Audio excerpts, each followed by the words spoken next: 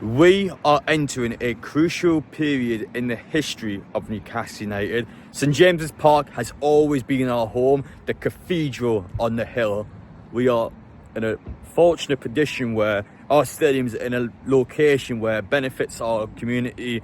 It's in a fantastic location for watch a football game. We've got 140 different pubs around the stadium in a 1 mile radius. And we've got to talk about the elephant in the room because there has been so much information that has came out over the past few days that we can't not address this. And I feel like this one's going to be more of an introduction video than anything. We're going to get through what has been said. We're going to tell you brief bits of information, and then over the course of the week we've been international break, we're going to kind of go into it more. So please do subscribe so you stay updated with future St James's Park videos during the week.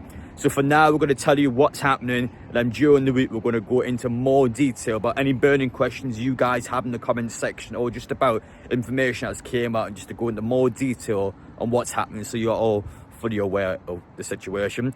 So let's start off over the last couple of days. What has happened, what has been said on social media. So initial reporters came out saying that if Newcastle United was looking to just build on St James's Park, so to actually expand our stadium now instead of building the stadium somewhere else, it would cost you £1 billion, which, to put into context, Newcastle was bought for just over 300 million, so you pay more than 3 times what you actually bought a football club for to expand the stadium.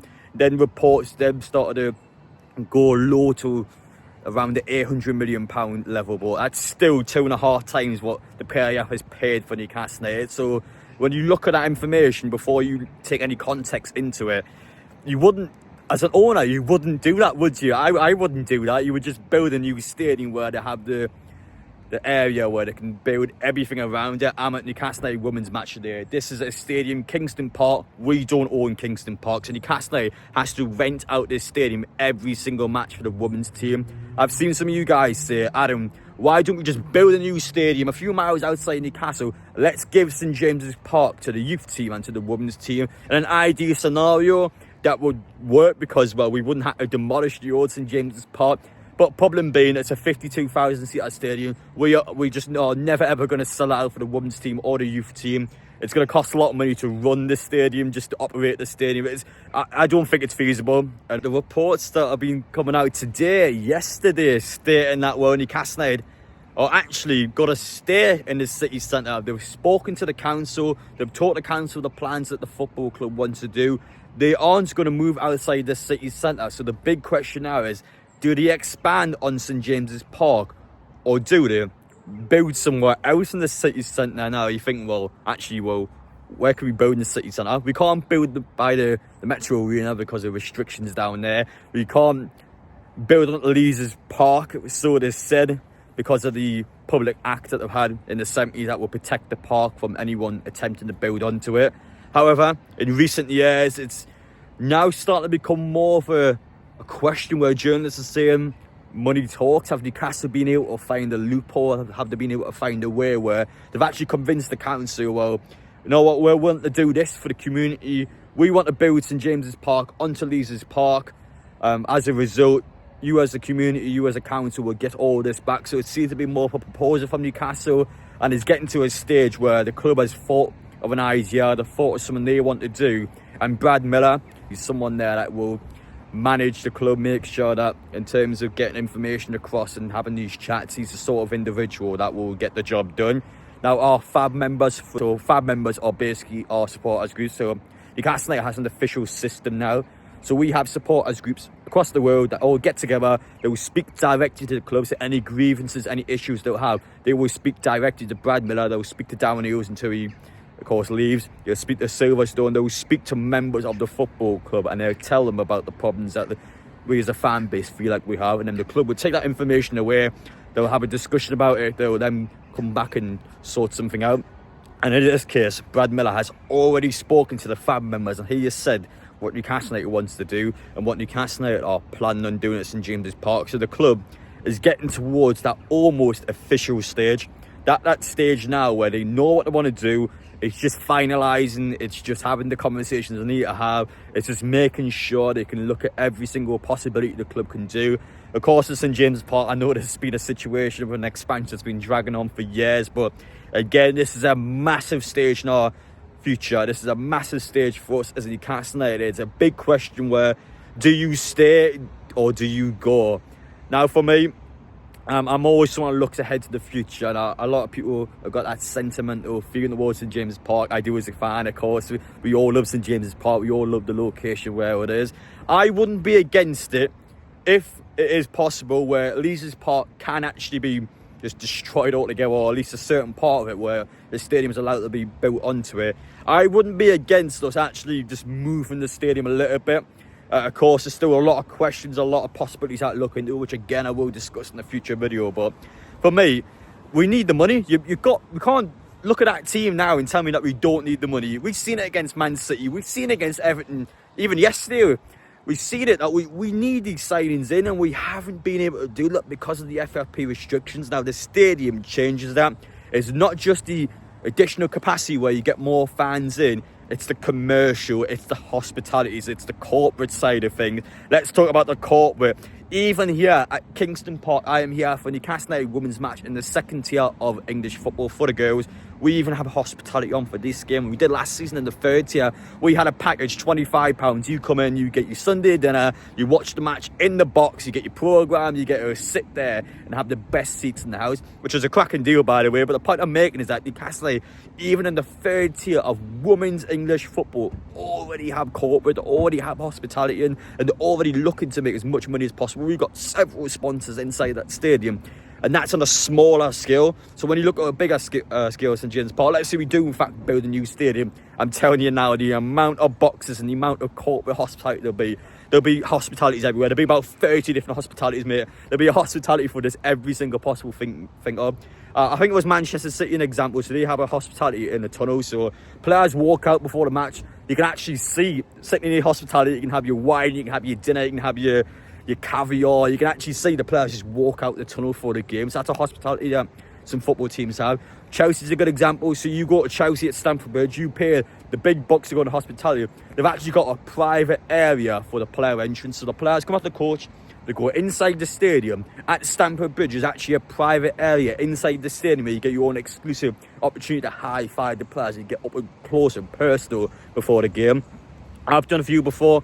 I've done Bournemouth before a match. You have the manager come in, he'll talk to the fans in the hospitality suite. I've done Burnley, I have press conferences afterwards where a player comes into the hospitality section and he does his interview in front of everyone eating the dinner. It's mad, some of the hospitalities, and that's just how Premier League football is now. It is so corporate. It is an opportunity where they know tourists from Saudi Arabia, from America. They know these individuals are going to come across and spend thousands of pounds. Newcastle United logically will go, actually, well, why have a fan pay £50 to go in a singular match where we can have someone from America that's going to come in and pay £1,000, £2,000 to come and sit in the hospitality? That's the unfortunate problem with the Premier League. They will look to make as much money as possible, and it's just a money's game. And Newcastle are losing out on money because St James's Park is still quite limited in what they can do with corporate, what they can do with hospitality, and what they can do with all the sponsors. We don't have as many stadium sponsors as the big six, and it's obvious. For example, St James's Park, if we potentially wanted to, we could actually change the name and have that happen. As well as that, you got all the different sponsors that are going to be on the billboards, going to be everywhere. Newcastle United is losing out financially by not having that stadium where they're able to do that. So eventually, logically, you would think as well that Newcastle United will just do whatever they can to actually get all of these in. So whether that be us expanding St James's Park with the possibility of moving into the Leazes, but again, that's already a high standard stadium. So my impression would be, off what reports have said in social media, that if it is possible to Newcastle to actually build onto Leazes Park, then I think we'll probably have a second stadium. So we'll completely build a brand new stadium, Leazes Park, and I don't know what would happen to the old St James's Park, but it will remove a couple of problems. For example, if we were to expand St James's Park, what would happen on the current pitch? So again, there's a lot of questions. My point of this video is just to tell you what's going on. It's not to give you answers for now. We'll come up with some videos during the week. We'll do a few more on the topic, and we'll get through each individual possibility. Again, if you have any questions, please do let me know. I'll try my best to answer them. But the point of this video is just to show you what's going on. Now, in terms of my talking part, I've got through most of the bits of information that's came out. Newcastle is active with the council. They are active as a football club trying to get everything they can sorted, but we're here for the women's match of the year now. This time next week they play Sunderland at the Stadium of Light. They're playing Sunderland next week, so I will be down for that game as well. We're going to go in there today. We're going to speak to Becky Langley. We're going to speak to the players after in the press conference. Hell, let's ask them about St James's Park. What does the manager think they should do? Because again, the women's team's had a lot of benefits from St James's Park. So let's just have a chat. Let's see what people think. Let's just go in there and let's just see how Newcastle get on today, because it's been a good start for them. I tell you what, unlike the men's team, these are most definitely pushing towards the top end of the table. So let's go in and see how they get on today.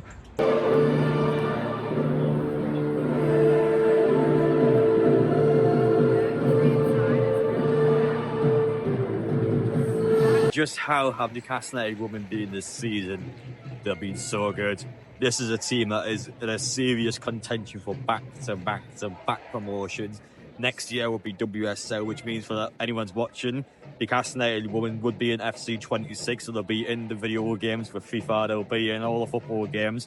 On top of that, they'll be in the Premier League, so in terms of the WSL standard, Newcastle will be earning revenue once they get into the Champions League. So if the girls get in the Champions League, the men's team will be allowed to spend more money just based on how the revenue works between the men's and the women's team. So Newcastle would actually benefit with the men's team if these ladies can get themselves in the Champions League. So they're not a million miles away. They've been good, yeah. It's currently 0-0 in the 35th minute, but Newcastle's been the only team with chances in this game. They've been much better than Doan. If they walk away with anything less than 3 points, I think they'll drop points today.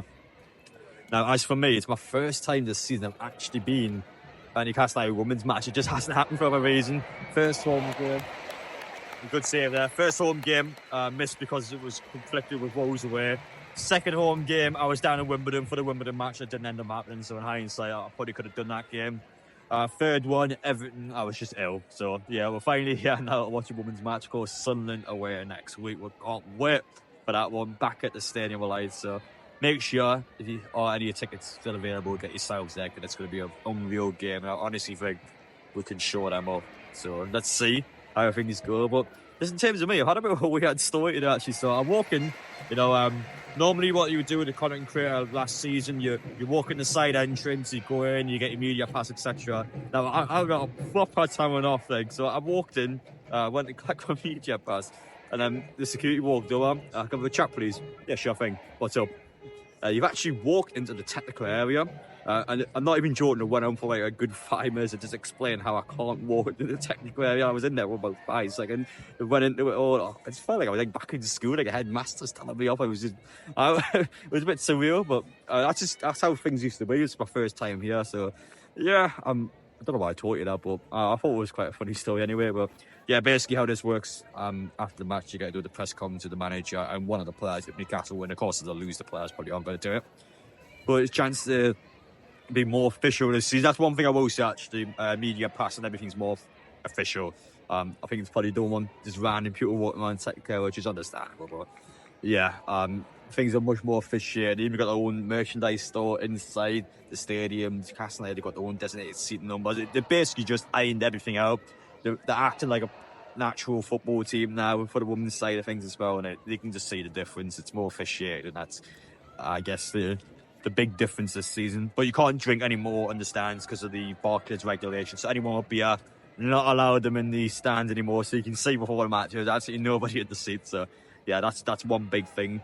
But other than that, no, it's the big points to make. There's nothing else I really need to say about that. But yeah, we'll let you know how the game gets on afterwards. We'll have the press conference.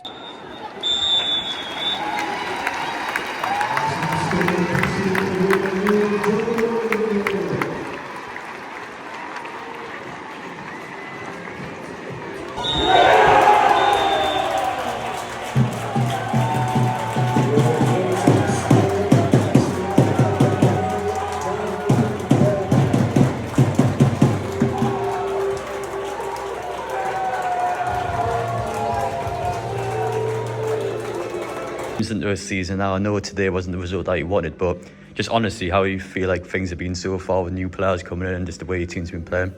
Yeah, I'm really happy. I think we've got good results out of all 4 of the fixtures we've played prior to today. Was delighted with the girls' performance on Wednesday night against a WSL team. and we wanted to take that positive momentum into today. I thought we started the game really well. I thought we were the better team in the first half. Actually thought again we started the second half, you know, in a good, confident front foot. But yeah, lapses of concentration, lost our focus and discipline slightly, and then we found ourselves in the end of a poor result. And of course, we just played one derby there. We can't not talk about the fact that we've got another derby next week. Sunderland at the Stadium of Light. Just how are you going to be going into that game? Just how important is it that we can get as many fans there as possible and to show the girls our full support? Yeah, honestly, the fans, they were fantastic today, and we need that driving and that 12 man, 12 woman in the crowd to be driving us next week again at the Stadium of Light. But you know, we're not short of motivation. We want to, you know, put today right, and there's one really good chance to do that next week, and the whole feeling will change within 7 days. So it's been a positive week. It's ended on a negative, but yeah, we've just got to use the positives from today. We created lots of chances. I'll be interested to see the stats back and review the footage, but I think we take the positives from today and then build on it. And finally for me, I know Eddie Howe was asked this question last week, but there's been a lot of media attention surrounding St James's Park now. What does the stadium mean for you and the girls? And I guess if you had the opportunity, would you want to stay at St James's Park going forward and with the location that we have? Yeah, I think St James's and the location super special, and you know, the memories I have with the players from the first time we played there were, you know, unwritable. It was the most special moment ever when we were in Tier 4 coming out of 22,000 fans at St James's. So the stadium itself has a lot of feelings and a lot of kind of beautiful memories for us. So I think it would be hard to move. Equally, I also know we've got super ambitious owners that want the football club to keep growing. So yeah, I think either decision, it'll be best for the football club. All time, Newcastle United have lost 1-0 to Durham in probably one of the most undeserving wins I've ever seen for a football team. But Newcastle, I feel like, have got themselves to blame today. Similar to the Everton game yesterday in the sense that they just couldn't put the ball in the back of the net, but Newcastle were far more dominant in this game today. Goalkeeper had made 3 or 4 top draw saves in the first half. We had so much possession on the ball and we threw the game away. Defensive error in our defensive third. Player has a ball at our feet, loses it and we concede from it. It's a horrible way to lose a football match, and I feel for the girls because they deserved all 3 today. But it is a harsh lesson that they need to learn from. I always feel like mistakes and the things that you do always builds your character up and makes you be an even better person. In this case, be a better football player as a result. But it's tough, but Newcastle played very good against a top class Durham side. That is a team that is always amongst the top 3, top 4 in the championship. So for that, Newcastle more dominated that world is seriously positive. It's just a disappointing result for them, but Sunderland away next week, even bigger derby for them. Can't wait for that game. In terms of Becky, of course, we had a little chat about in the press conference, was straight through the middle about her thoughts on St James's Park. Didn't want to swerve either side, which is understandable, especially with someone that is contracted to the club. But it was fascinating to hear her thoughts in the game. She comes across quite well. She's clearly media trained. She's calm. She's collective. She's quite, I wouldn't say she's wasn't that emotional considering the way the game ended. She was already looking ahead and looking for the positives so far this season, and she comes across as a top class manager. Newcastle have got to keep her for many more years to come because of her experience, the way she comes across, her knowledge of the football club. But you've got to be struggling to replace a manager like her. So they need back her, even if Newcastle aren't quite there, ready to get even Newcastle aren't quite ready to get promoted this season. We have to be realistic. This is a very hard task to get back to back promotion. It has never been done before in women's football, so for Newcastle it will be history making if they were to pull it off. So we have to be realistic and also be, well, if it doesn't happen, we've got to stick with Becky because she's done such a good job. And again today, thought we deserved to win that, so I've got to reflect on it, move on. Fair play to Durham, horrible way to lose a derby, but they punished us and that's a good lesson for us to take going forward. So let's see how Newcastle do against Sunderland next week.